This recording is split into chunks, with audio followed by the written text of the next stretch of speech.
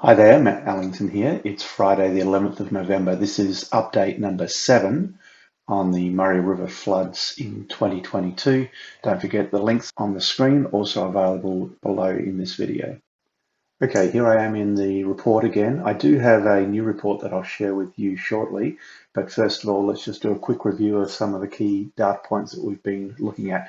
First of all, I think I'll go and take a look at what's happening in Lake Victoria. So I'll jump over to the system view here, come down to Lake Victoria, and I can see that there's 2,000 megalitres or 2 gigalitres a day going into Lake Victoria, a little bit coming out. So this is an interesting data point because there is storage capacity in Lake Victoria at the moment. So we're going to have a look at what's going on. So it's still at 86%. So the levels have gone up a bit. So it does seem that the Murray-Darling Basin Authority is letting a bit of water in there, but still keeping a little bit of storage space available. So that will be important once the surge comes downstream. So next I'm going to jump over and have a look at this Murray Basin view.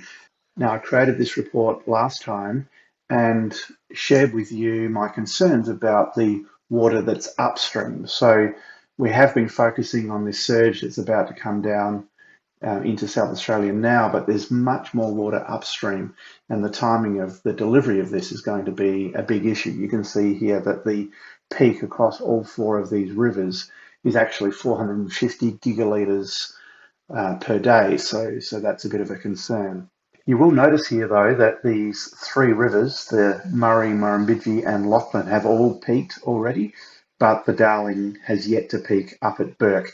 And so I want to more closely monitor each of these upstream sources, and I'll come back and show you the new Murrumbidgee report that I've built shortly. Okay, so next I'm going to jump over to the system view and just take a look at what's been happening. Notice that we're still getting increases in water coming from Wackle Junction and from Lock 15, so we haven't reached the peak on this yet. So you can see that the rate of change is slowing down a little bit at Wackle Junction, certainly not at Lock 15 at this point in time. And so I've added these combined tracking here now, so you can see that we've gone from 170 to 192 combined from the 2 sources, Wackle Junction and from Balranald, which is the Murrumbidgee. I've changed the names of these now because I'm going to start tracking flows right up and down the Murrumbidgee and also the Darling. And so this is the data point on the Murrumbidgee, which is the last one before it merges into to the main Murray system. So the combined data there, up 22 gigalitres a day in a week. And once we combine in the Darling, we're up, whatever that is, 1322 gigalitres a day. So this is pretty consistent. As I pointed out once before, the Darling has peaked, certainly for this amount of flow, but when that water comes down from Bourke, obviously it's going to be very different. Okay, so the last thing that I want to do is show you this new chart that I've created.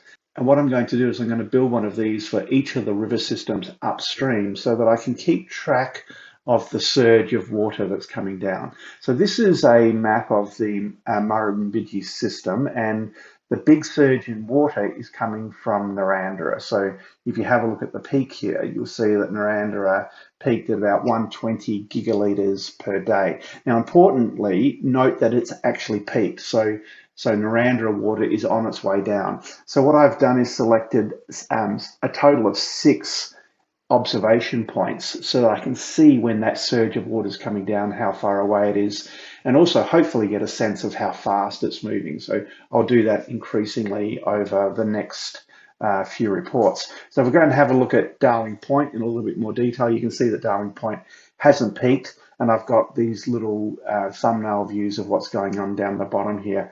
So this will be interesting to track over the coming days and weeks, and I'd like to get a sense of how long it takes for this water to come down. And I'll certainly build one of these for the Darling and also the Lachlan so that we can get a sense of what's going to happen.